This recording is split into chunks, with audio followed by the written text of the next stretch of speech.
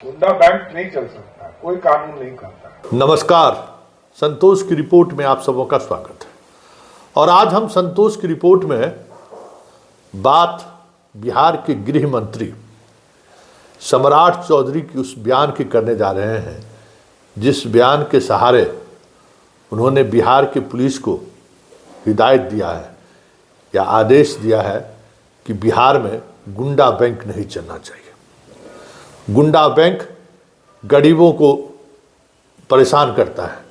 गुंडा बैंक बिहार के माथे पर कलंक है। गुंडा बैंक जिस स्तर पर भी चल रहा हो, सीधे तौर पर उस पर कार्रवाई कीजिए। आरबीआई के नियामकुल जो बैंक हैं उसको छोड़कर किसी भी तरीके का बैंक बिहार में नहीं चलनी चाहिए, और ये मुझे बर्दाश्त नहीं है।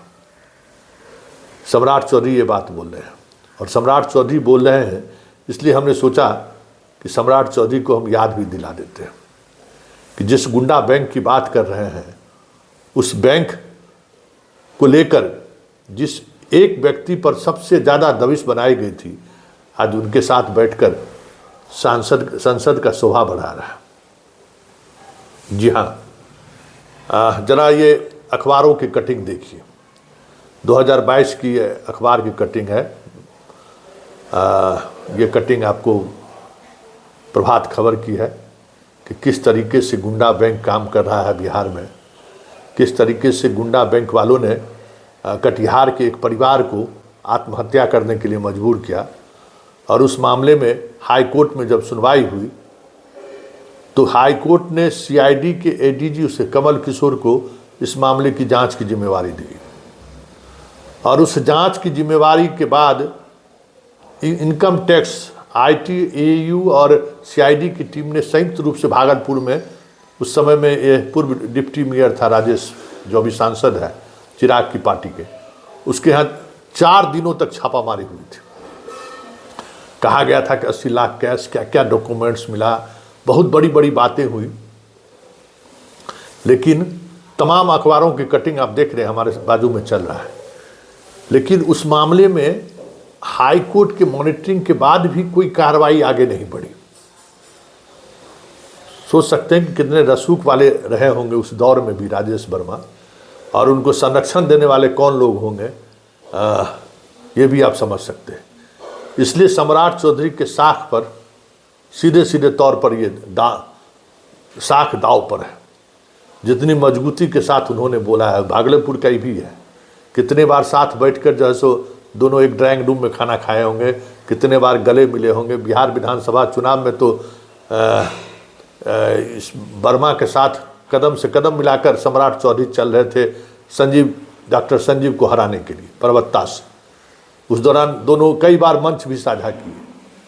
तो इसलिए जब इन्होंने गुंडा बैंक की चर्चा की है तो मैंने भी सोचा कि सम्राट चौधरी को जरा आईना दिखा ही दे कि गुंडा बैंक की जो बात कर रहे हैं उसका सरगना, तथाकथित सरगना जिसको लोग कहते हैं, क्या हुआ किसी को पता नहीं है। ये सरगना भी था या नहीं था, ये भी बात सामने नहीं आई। लेकिन रेड हुआ। 2022 से ये मामला लंबित है। आखिर वो मामला लंबित है, ये तो सत्य है। क्यों लंबित है ये तय करना होगा विभाग को, पुलिस डिपार्टमेंट को, जिसके हेड सम्राट चौधरी खुद है। वैसे सम्राट चौधरी ने जिस बेबाकी से ये बात बोली है, तो हम भी सोचते हैं जरा आपको भी सुना ही देते हैं, जरा सुनिए। करेंगे, गुंडा बैंक चलता बिहार। कुछ जगह पर सूद पर पैसे लिए जाते और अधिक रेट लेना पड़ता है। कई लोगों को जमीन गिरवी करने को रखनी पड़ती है।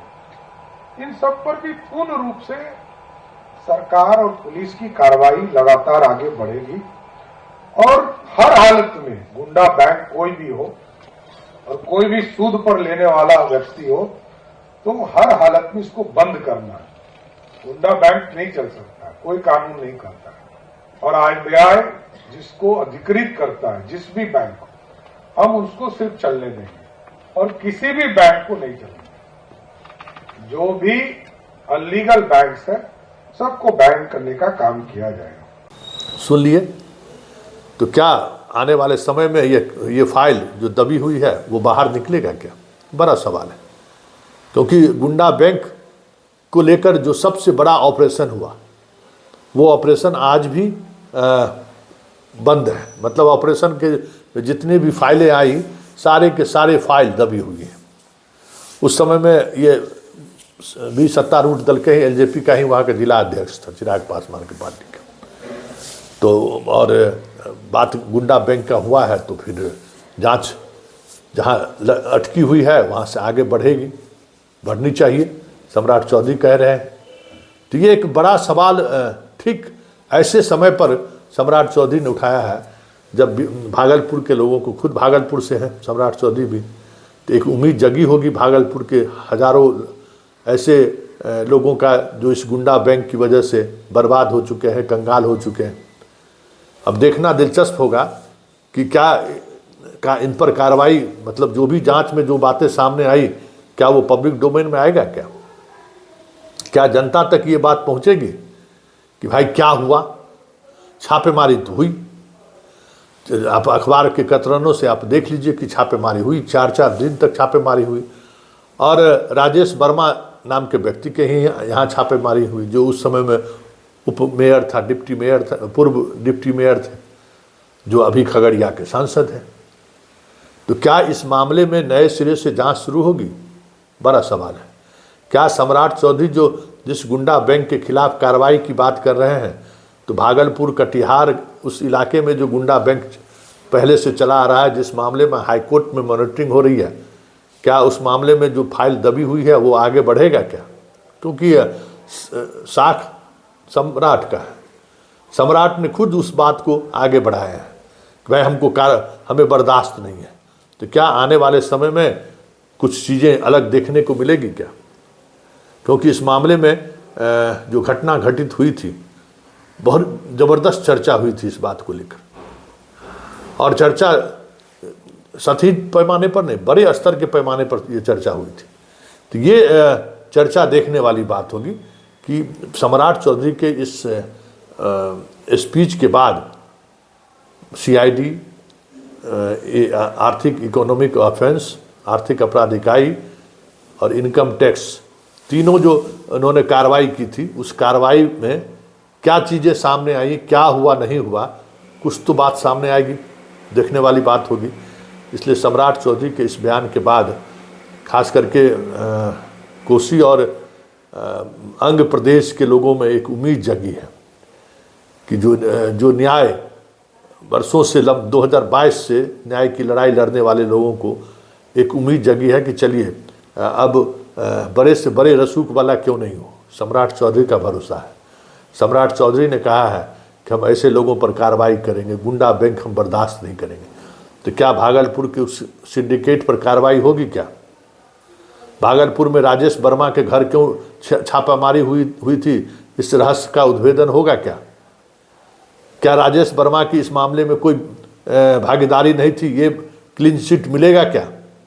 क्योंकि इस पूरे घटनाक्रम में एक अजीब तरह की चुप्पी विभाग ने साध ली, सारी जांच एजेंसी ने। लोगों का भरोसा उठा कि क्या हो गया, 4 दिनों तक छापेमारी का क्या मतलब है? इतने बड़े स्तर पर छापेमारी हुई, फिर भी उस छापेमारी में क्या इनकम टैक्स भी हो सकता है कि पर्दे के पीछे अंदर खाने से सारी चीज़ों में इनको क्लीन चिट मिल गया होगा। लेकिन हमें लगता है कि अब सम्राट चौधरी जी को इस केस में क्या हुआ वो पब्लिक डोमेन में लाना चाहिए। उस वक्त भी सरकार इन्हीं की थी और इस वक्त तो खुद गृह मंत्री हैं।